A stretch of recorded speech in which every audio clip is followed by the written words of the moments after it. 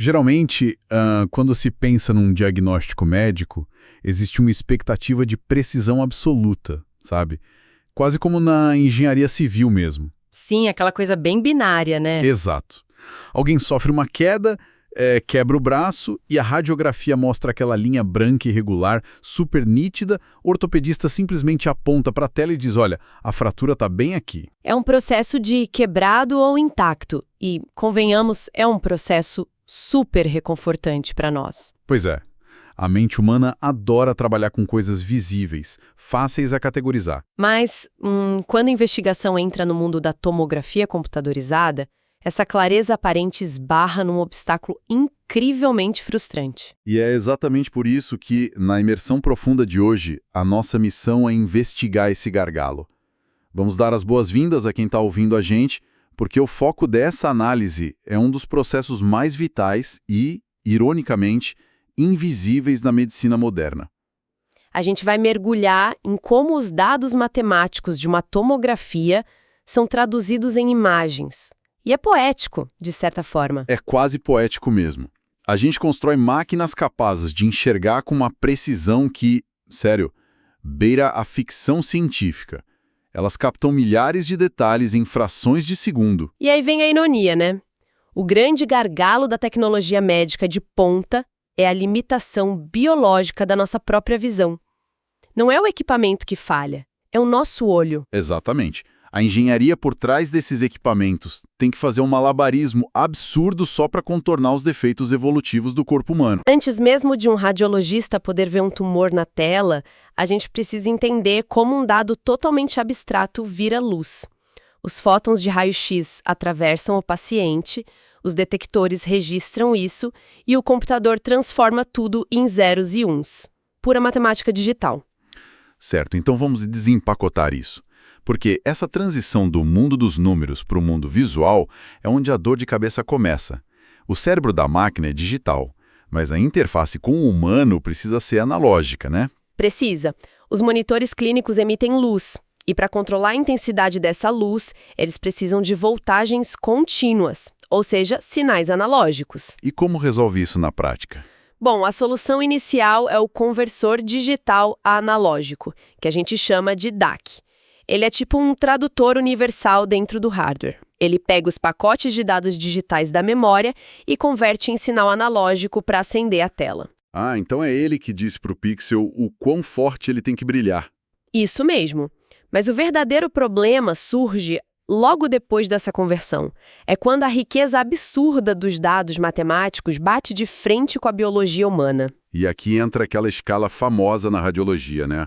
A escala Hounsfield, que mede a densidade dos tecidos. E, nossa, o espectro dela é gigantesco. É massivo. Vai desde o ar, lá embaixo, no -1000, passando pela água, no 0, até os ossos mais densos, que chegam no 1000 positivo. E quando tem metal na história, tipo implante ou obturação, isso pode passar de 2, 3 mil unidades, certo? Fácil. E a máquina detecta variações minúsculas de contraste, tipo menos de 1% de diferença. O equipamento consegue diferenciar mais de 2.000 densidades teciduais diferentes. É uma riqueza de dados espetacular. Mas, e aí que está o problema. Toda essa riqueza simplesmente se perde quando a imagem vai para a tela. Infelizmente. Um monitor clínico bom geralmente exibe só 256 tons de cinza. E a biologia piora tudo, né? Porque o nosso olho, que evoluiu para caçar na savana e fugir de predador, é péssimo com contraste estático. A gente não evoluiu para olhar para tons de cinza. A nossa visão mal consegue distinguir 40 tons diferentes numa tela. 40. A regra é que a gente não percebe uma diferença de contraste a menos que seja superior a uns 10%. Nossa, de 2.000 densidades para 40 tons. É um problema monumental. É tipo ter uma enciclopédia inteira cheia de detalhes... E ser forçado a resumir ela usando só 40 palavras. Perfeito, exatamente isso. Como a equipe médica consegue trabalhar assim? Porque se espremer tudo de uma vez nesses 40 tons, o contraste some. O tecido saudável e a doença iam ficar da mesma cor. Iam ficar invisíveis. E o que eu acho fascinante aqui é a solução que a engenharia de software encontrou. Eles criaram uma escala de cinza artificial. Tipo uma filtragem. Mais para um agrupamento, sabe? O processador é forçado a pegar blocos desses valores Hounsfield e atribuir a tons de cinza específicos. Estruturas mais densas ficam claras e o osso fica branco puro. Valores menores ficam escuros, chegando no preto absoluto para o ar. Mas a chave mesmo não é só a escala. É o que o pessoal chama de windowing, né? A manipulação da janela de exibição. Já que só dá para ver 40 tons, a gente precisa filtrar o que quer ver em cada momento. Exato.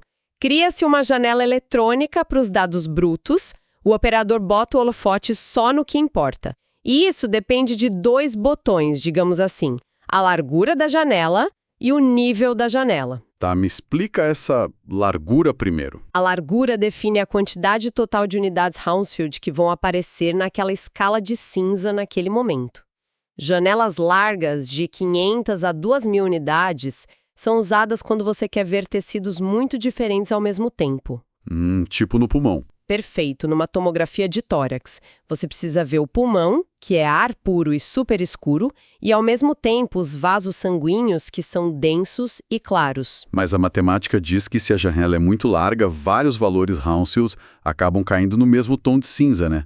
A gente perde o contraste fino. E perde mesmo. Uma pequena lesão no fígado, por exemplo, ia ficar invisível, camuflada ali no tecido saudável.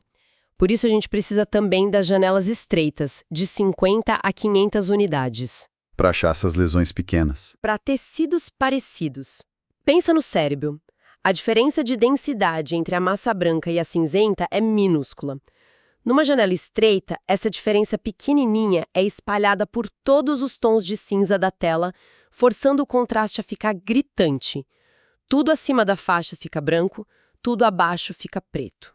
E aí a gente precisa do nível da janela para guiar isso. Seria tipo o ponto central dessa janela matemática. Isso.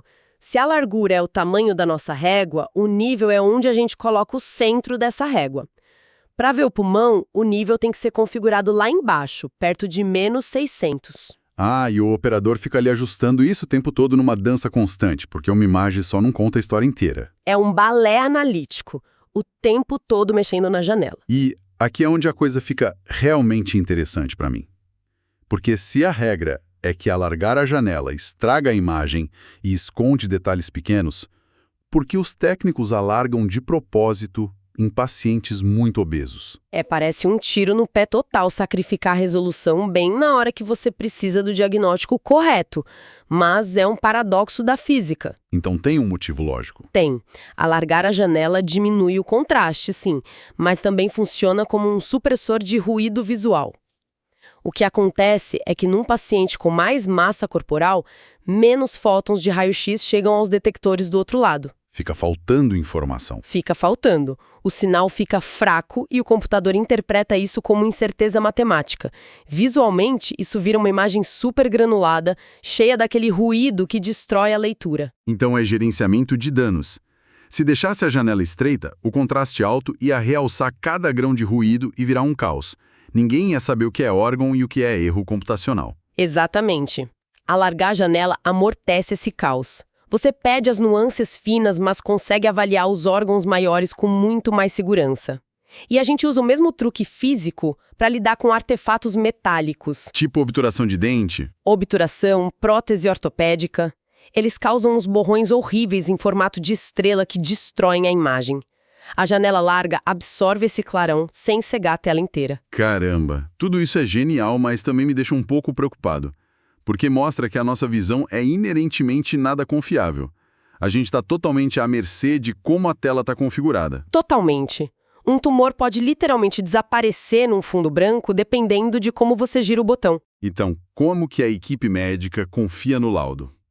A vida do paciente não pode depender de uma ilusão de ótica otimizada. Não pode e não depende. A solução para superar essa limitação visual é abandonar o olho e confiar na matemática pura. É aí que entra a região de interesse, ou ROI. Ah, aquela marcação que o técnico faz na tela? Isso, mas o ROI não é só um desenho. Ele ignora a tela, burla a cor cinza e vai lá no fundo puxar os dados brutos. O operador desenha um círculo ou uma elipse num tecido suspeito e o sistema calcula a densidade matemática exata daquela área. Mas não dá para usar só o cursor do mouse num pixel só? É mais rápido? É mais rápido, mas é perigosíssimo. Um pixel isolado pode ser um erro estatístico. O ROI tira a média de milhares de pixels dentro daquele círculo. A injeção de contraste mostra bem o poder disso. O exemplo da horta, certo. Certo. Antes de fazer a tomografia inteira, o técnico quer ter certeza de que o contraste chegou nas artérias do paciente. Ele coloca um ROI ali na imagem em tempo real da horta. E o que a matemática diz para ele? Se o número médio der ali em torno de 70 unidades Hounsfield, a matemática atesta. Só tem sangue puro ali, o contraste não chegou. Se tivesse chegado, ia dar um salto para 90 ou 160. Então, só por causa desse número, ele sabe na hora se a veia infiltrou ou se o tubo dobrou, antes mesmo de jogar radiação desnecessária no paciente. Salvo o exame. Salva o paciente e o exame. Mas, focar só nessa média tem uma armadilha enorme também.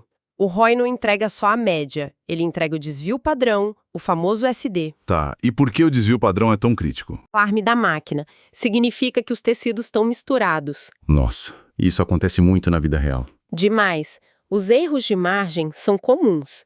Imagina que o técnico precisa medir um cistozinho bem na beira do rim. Ele desenha a elipse com o mouse, mas a mão dá aquela tremidinha mínima e o círculo pega 1 milímetro do tecido saudável do rim junto. E a máquina é burra, né? Ela só faz o que mandam. A máquina é cega. Ela soma o líquido do cisto com a carne sólida do rim e devolve uma média maluca que não existe na natureza. E se o médico não olhar o desvio padrão? Se ele olhar só a média, ele pode achar que aquele cisto inofensivo é um tumor sólido se formando, um diagnóstico de câncer. Mas o desvio padrão altíssimo lá no canto da tela estaria gritando: olha, tem tecidos conflitantes aqui dentro. O que isso significa para quem está ouvindo a gente e já precisou fazer uma tomografia? Significa que sair do hospital com um laudo assustador ou um ok de saúde pode depender literalmente da mão do técnico não tremer na hora de usar o mouse. É assustador, mas a regra de ouro da radiologia é clara. O valor Hounsfield nunca pode ser o único critério. O ruído eletrônico e os erros de traçado distorcem os números. A máquina dá a métrica, mas o ser humano tem que ser o detetive e validar o contexto. E essa validação chega na parte de exibir a imagem final para os cirurgiões, porque se formatar errada a documentação, a confusão no centro cirúrgico é imensa. Qual que é a diferença técnica entre diminuir o DFOV e usar a magnificação? Porque parece ser a mesma coisa, só dá um zoom, né? Parece, e é uma confusão perigosa. O DFOV é o campo de visão de exibição.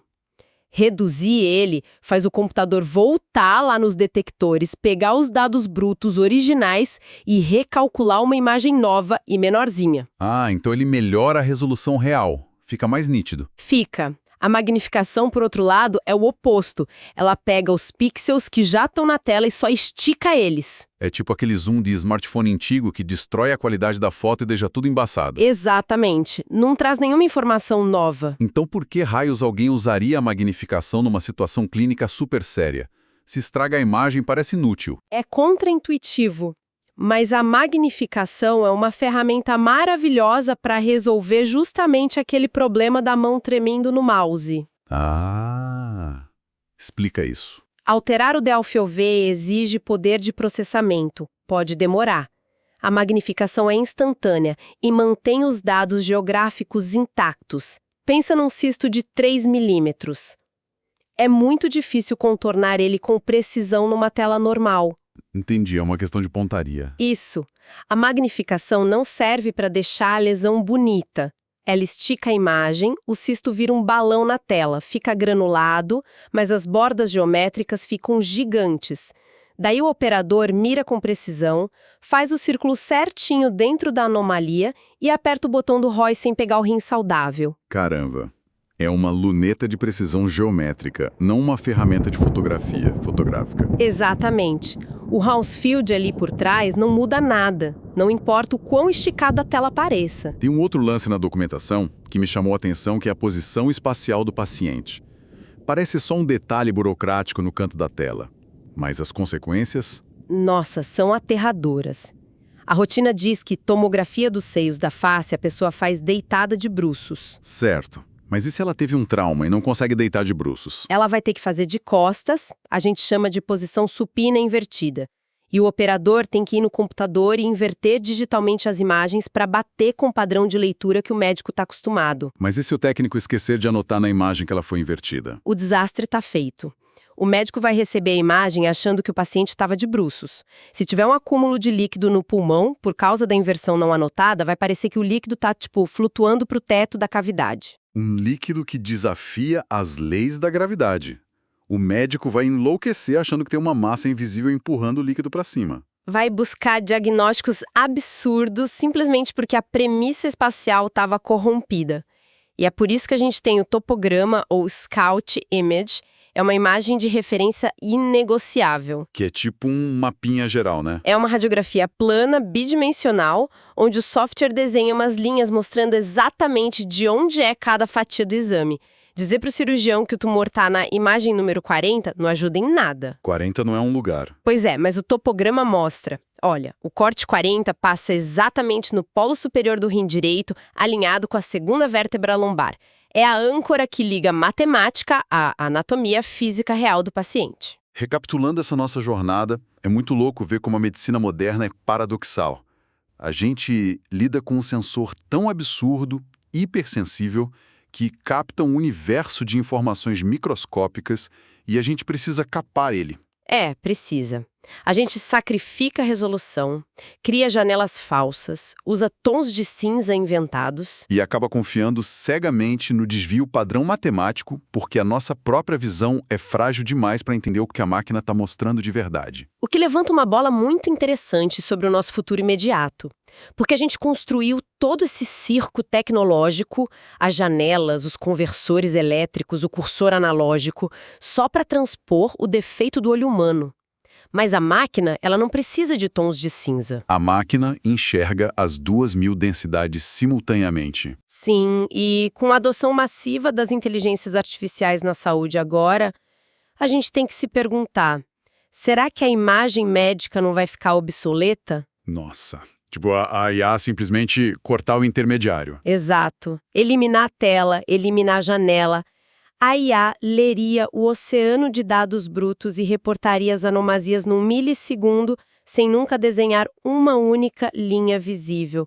Um diagnóstico puramente fundamentado na matemática. Um laudo inteiro feito na ausência da imagem. Resta saber se o paciente, até o médico, vai conseguir aceitar e confiar numa verdade que os próprios olhos nunca vão poder comprovar. É uma reflexão em tanto para a gente levar para o futuro. Com certeza. Bom, a gente agradece muito a companhia de todo mundo que acompanhou a gente nessa imersão até aqui.